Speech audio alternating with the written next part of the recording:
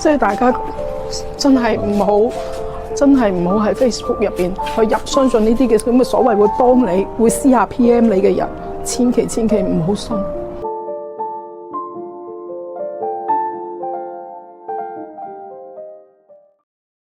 我哋今日執盛興嘅手尾。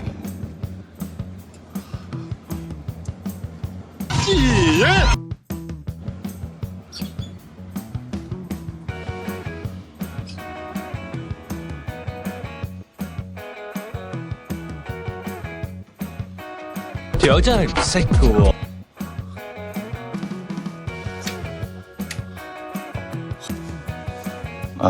嗰間咩興嘅師傅裝咧，呢條就所謂嘅變頻線喎，條水線就爭咗個 contact 度，冇水線保護，所以咪好容易借呢啲板，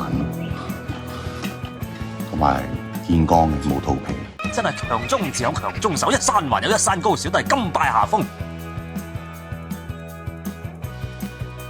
裝修淘寶家私，大部分樓上鋪無牌經營，2-3年普通牌照，然後改名，所有師傅無牌經營，黑工安裝。有冇工作經驗㗎？大量。Facebook 以低價吸引行騙貪心客戶，附加費係天價，收咗錢就唔會聯絡。咁算唔算係打劫啊？網絡已經好大反應。最重要，大部分使用黑工。另外，政府已經加緊調查，所有合共責任為業主，最高刑罰50萬，監禁10年。哇，好犀利啊！